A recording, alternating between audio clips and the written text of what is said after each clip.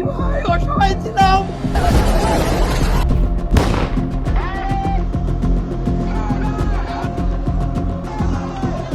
इंसाफ का इंतजार करते करते थक चुका हूँ। ये शब्द है उस्मान हादी के छोटे भाई उमर हादी के।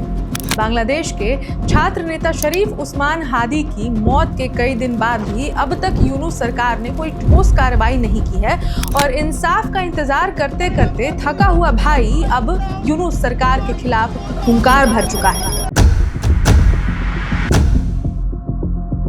আমরা দুই ভাই অসহায় ছিলাম।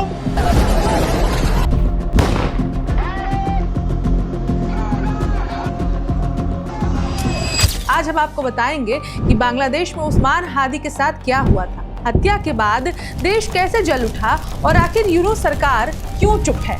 हम आपको वो सभी सवाल बताएंगे जो खौफनाक हैं और दुनिया को झकझोर रहे हैं। नमस्कार, मेरा नाम है रिचा और आप देख रहे हैं वन इंडिया हिंदी।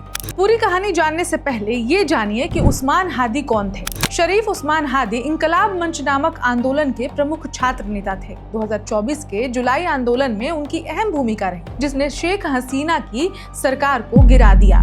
12 दिसंबर को ढाका के पुराना पल्टन इलाके में उन पर निकाब पहने हमलावरों ने गोली चलाई जिसका असर सीधे उनके सिर पर पड़ा। वो अस्पताल में पिछले कुछ दिनों तक गंभीर हालत में रहे पर 18 दिसंबर को सिंगापुर में इलाज के दौरान उनकी मौत हो गई। मौत के बाद बांग्लादेश कैसे उबाल पर है। उस्मान हादी की मौत के बाद पूरे देश में हिंसा फैल गई। ढाका, राजशाही, चट्टोग्राम सहित कई शहरों में छात्र और समर्थक सड़कों पर उतर आए। नेताओं और आम लोगों ने नारे लगाए और प्रोथोमालो और डेली स्टार जैसे प्रमुख मीडिया दफ्तरों पर आग लगा दी। कुछ प्रदर्शनकारियों ने भारतीय उच्चायोग के घर पर भी पत्थर फेंके। उधर छात्रों ने ढाका यूनिवर्सिटी के शाहबाग चौक पर हम सभी हादी होंगे जैसे नारे लगाए। यूनुस सरकार की प्रतिक्रिया क्या है। बांग्लादेश के अंतरिम मुख्य सलाहकार मोहम्मद यूनुस ने राष्ट्र को संवाद में शांत रहने की अपील की है।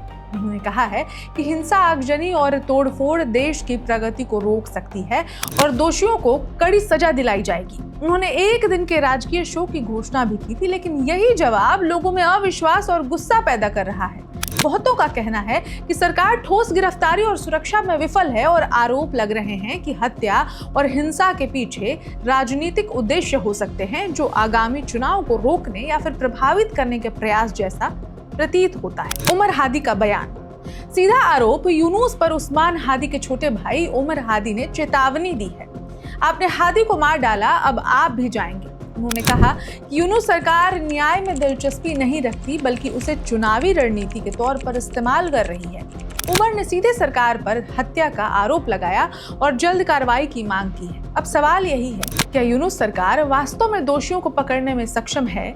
क्या बांग्लादेश की युवा आवाजें दबाई जा सकती हैं या आज की ये हिंसा एक लोकतांत्रिक आंदोलन की आखिरी पुकार है?